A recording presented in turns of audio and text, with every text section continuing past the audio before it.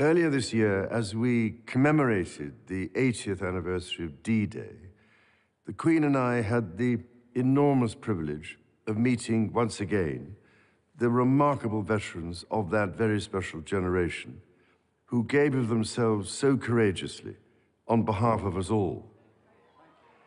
Listening to these once young servicemen and women touched us deeply as they spoke of their comrades drawn from across the Commonwealth, who never returned and who now rest peacefully where they made the ultimate sacrifice.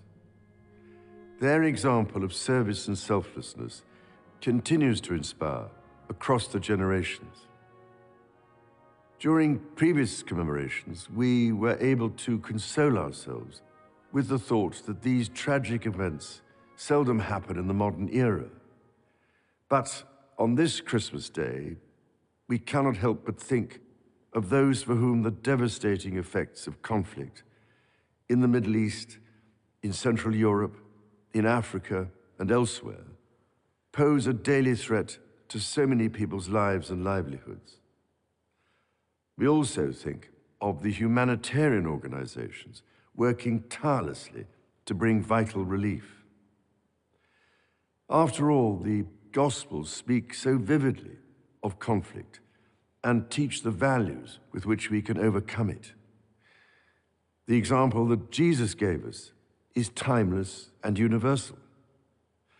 It is to enter the world of those who suffer, to make a difference to their lives, and so bring hope where there is despair. As the famous Christmas carol once in Royal David's City reminds us, our Savior Holy came down to earth from heaven, lived among the poor and mean and lowly, and transformed the lives of those he met through God's redeeming love. That is the heart of the Nativity story, and we can hear its beat in the belief of all the great faiths in the love and mercy of God in times of joy and of suffering, calling us to bring light where there is darkness. All of us go through some form of suffering at some stage in our life, be it mental or physical. The degree to which we help one another and draw support from each other, be we people of faith or of none, is a measure of our civilization as nations. This is what continually impresses me as my family and I meet with and listen to those who dedicate their lives to helping others.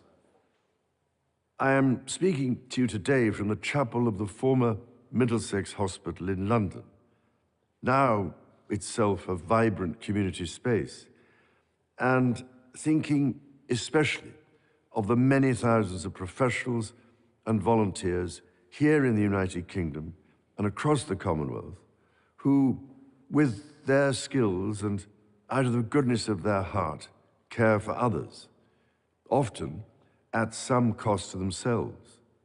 From a personal point of view, I offer special heartfelt thanks to the selfless doctors and nurses who this year have supported me and other members of my family through the uncertainties and anxieties of illness, and have helped provide the strength, care, and comfort we have needed.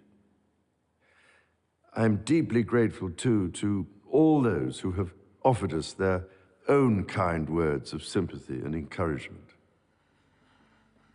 On our recent visit to the South Pacific to attend the Commonwealth Summit, I was reminded constantly of the strength which institutions, as well as individuals, can draw from one another, and of how diversity of culture, ethnicity, and faith provides strength, not weakness.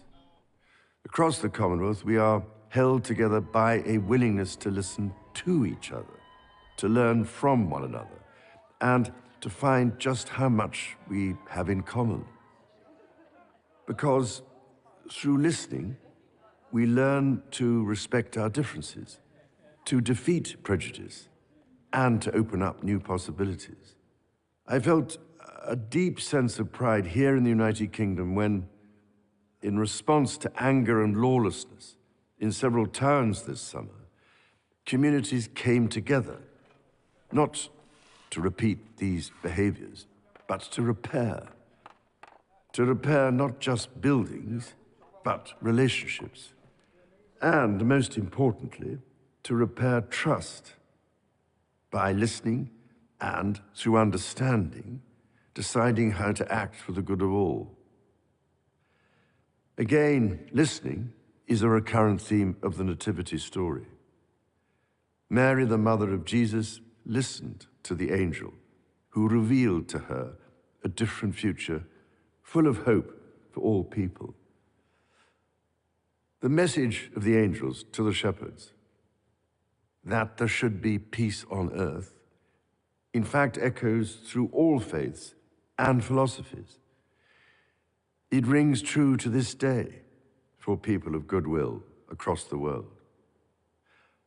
And so it is with this in mind that I wish you and all those you love a most joyful and peaceful Christmas.